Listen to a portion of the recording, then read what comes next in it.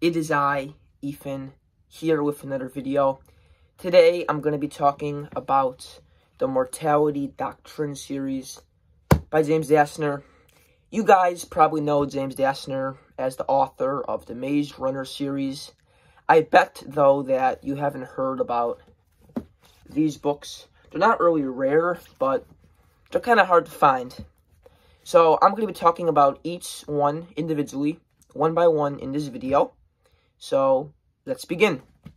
The first book, which came out in 2013, is The Eye of Mines.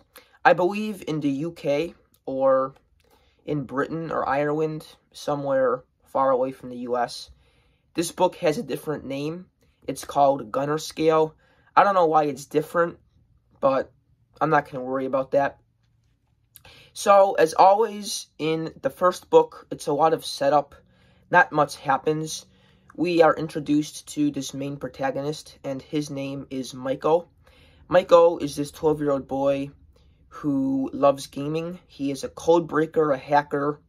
He is wanted for terrorism, and everyone knows that he's very smart and intelligent. He has a lot of brain power. His favorite thing to do, though, is to go into this virtual reality called the Vertnet. The Vertnet is this place where you're basically inside a video game, and when you're in there, you can do whatever you want. Like, you could go to cafes, you could fight monsters, fight zombies, and do all sorts of cool stuff. I thought that Fortnite was cool, but this is 100 times better than Fortnite. And how you get into the Vertnet is you have to go into this coffin. You basically take off your clothes and go inside there, and then it teleports you to this world. James Dastner is a brilliant man. I don't know how he came up with this story building. Like, it is just a genius. It reminded me of The Matrix with all of the cool aspects of gravity, technology, how the world worked. It was, like, so complex, yet so unique. I have never seen it before in my life. He has two very best friends in this book. They are Bryson and Sarah. Michael kind of has a crush on Sarah. He doesn't want to admit it, but, you know, he has a thing for her. And with Brian, they are just some cool dudes. They have this very good relationship. In this one, they find out that there is this man called Kane. Kane is this terrorist, kind of like the antagonist in the whole series, who wants to dominate the world. What he wants to do is he wants to create these things called tangents. Basically, that's getting a person from the video game and putting them into a human body so they can live. He wants to start this evolution where everyone from the game can enter the real world. And if that happens, all havoc is going to break loose. That is when the trio is recruited by this organization, kind of like MI6. And this organization, called the CS, wants them to do a mission for them. But as always, nothing comes for free. They will have to embark on this quest and try to stop Kane before he gains world dominance. At the end, they get to this part in the game called the Ravine, and that's where there's this huge battle. But as always, as you know, Kane escapes, and they leave his trail. The best part of this one was when they were in the game. It reminded me of Jumanji because they had 3 lives. Some things that they had to endure in the game was they had to fight in this war in Iceland in the trenches. They had to go inside a erupting volcano with fire, and the final one, like I mentioned, was in this castle. Overall, very good book. If it wasn't for this, then I probably wouldn't love reading. On to the second book, The Rule of Thoughts. The virtual reality world is just getting worser. You have this gap where the real world and the VertNet is colliding. Everything is getting mixed up. He doesn't know what's real and what's not, because it's very hard to tell. The main one in here, though, is he gets transported into a human body by the name of Jackson Porter. So he's trying to find the old host and get his old life back. But there's also many other problems, too, like the government after him. So he's on, like, a manhunt. He finds his identity in this one.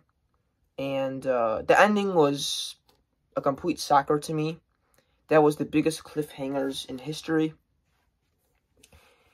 He had to do this task for the VNS where he blew up this building. And he thought that when he blew it up, it was, you know, in the game. But in reality, it was actually in the real world. So he was accused of treason. And then it wraps up with him being arrested and taken away. This one was very slow and not really engaging, but it was still pretty good. And finally, we have the third book, the conclusion to this series, The Game of Lives. Easily the best one out of the three. I loved it very much. James Ashner did a great job with wrapping up and tying up all the loose ends. You have, at this one, Cain versus Michael.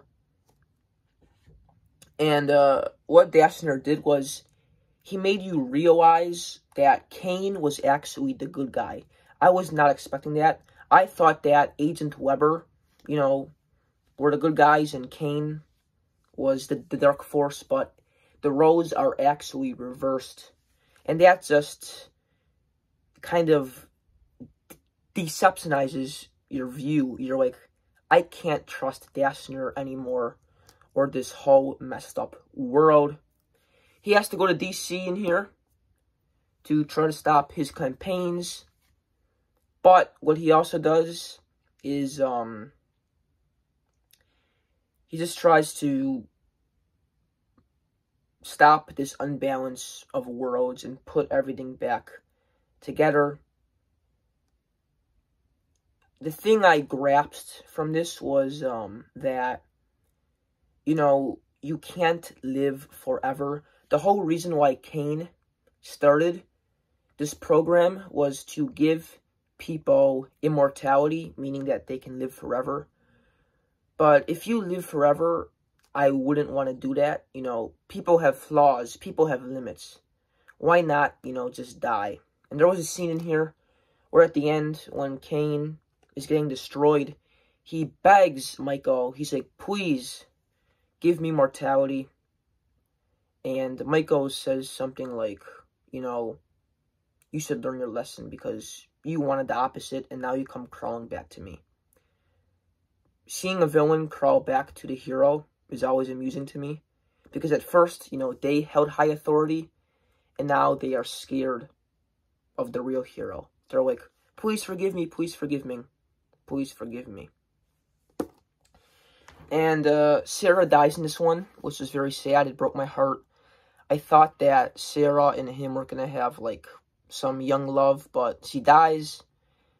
The last page is him on his treehouse trying to reprogram her because he wants her back into this world.